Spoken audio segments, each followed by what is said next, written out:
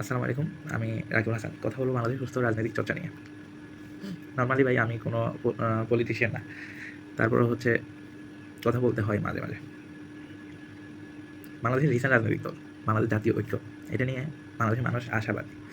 ৫ই আগস্টের দীর্ঘ সংগ্রামের পর আমরাও চেয়েছিলাম একটা নতুন শাসক আসুক, দেশকে সুস্থভাবে শাসন করুক, দেশের মানুষের স্বাধীনতা ফিরিয়ে দিক, গণতন্ত্র ফিরিয়ে দিক।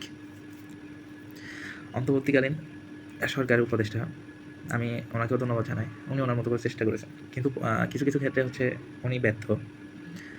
বাংলাদেশের বর্তমান প্রশাসনিক অবস্থা, বাংলাদেশের বর্তমান প্রশাসনিক অবস্থা এতটাই শোচনীয় যে দেশে যে হারে হচ্ছে খুন, ধর্ষণ, চুরি, ডাকাতি ইত্যাদি হচ্ছে, এগুলো প্রতিহত করার মতো দেশের প্রশাসন মনে হয় ক্ষমতা রাখে না।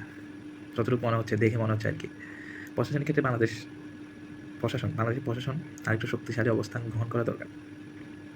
যেখানে হচ্ছে বর্তমান উপদেষ্টা ব্যর্থ।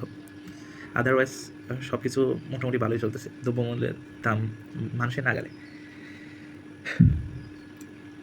একটা জিনিস হয়েছে কি, একটা জিনিস রিয়েলাইজ করলাম, এই দেশের যেই ক্ষমতায় আসুক না কেন, যেই দল ক্ষমতায় আসুক না কেন, দেশটা যেন পার হয়ে যায়। আওয়ামী লীগ, বিএনপি কী করে গেছে আমি জানি না, তবে যেটা করে গেছে ওইটা দেশের মানুষের জন্য কল্যাণকর না। ওই জন্য আমরা নতুন রাজনৈতিক দল নিয়ে আশাবাদী।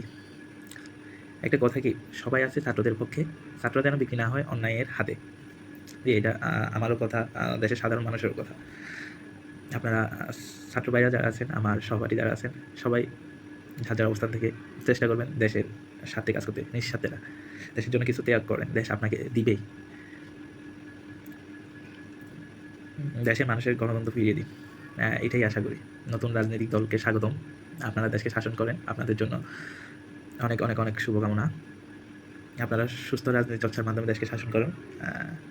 আমরা সবসময় আপনাদের পাশে আছি, যতটুকু সাপোর্ট দরকার। আর দেশের মানুষের একটাই কথা বলবো, আপনারা স্বাধীনতা মানে এই না যে আমার যা ইচ্ছা তা করবো, এটাই স্বাধীনতা হয় না। স্বাধীনতা মানে আপনার অধিকার। একটি দেশ কর্তৃক আপনার কিছু অধিকার থাকে, যেগুলো আপনি হচ্ছে কোনো প্রকার দ্বিধা দ্বন্দ্ব ছাড়া হচ্ছে ভোগ করতে পারবেন। এটাই দেশের স্বাধীনতা। আর রাজনৈতিক চর্চা বলতে এই নাই যে প্রতিহিংসা রাজনীতি, একটা দল অন্য দলের সাথে মারপিট, হানাহানি, এইসব আমরা চাই না। আমরা চাই নতুন বাংলাদেশে নতুনভাবে বাঁচতে। আমাদের কোনো রাজনৈতিক প্রতিদ্বন্দ্বিতা থাকবে না। এমন রাজনৈতিক চর্চা হবে যেখানে হচ্ছে শিক্ষণীয় বিষয়ের কথা বলা হবে, দেশের উন্নতির কথা বলা হবে। যে রাজনীতি চর্চা অর্থ সম্পদ লুট করে না। যে রাজনীতির একটাই সত্য থাকবে যে দেশের মানুষকে সুস্থ রাখা, দেশের মানুষের অধিকার ভোগ করার স্বাধীনতা দেওয়া, দেশের মানুষকে সুস্থভাবে বাঁচার, দেশের মানুষ যাতে অন্যায়ের বিরুদ্ধে কথা বলার সাহস পায়।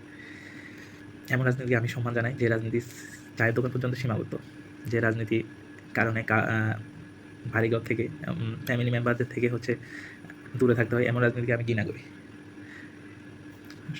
সবাইকে আহ্বান জানাই, আমি বিএনপি, আওয়ামী লীগ বা জামাত শিবির কাউকে ছোটো করতেছি না। সবাই একসাথে হয়ে দেশের কল্যাণের জন্য কাজ করে, দেখবেন দেশ আপনাকে অনেক কিছু দিবে। আপনাদের এই প্রতিহিংসা রাজনীতি থেকে একটু বেরিয়ে আসে অন্যভাবে চিন্তা করেন। আপনাদের পজিটিভলি চিন্তা করেন, নেগেটিভ ধারণাকে দূরে রাখেন। আমার মনে হয় বাংলাদেশে এগিয়ে যাবে।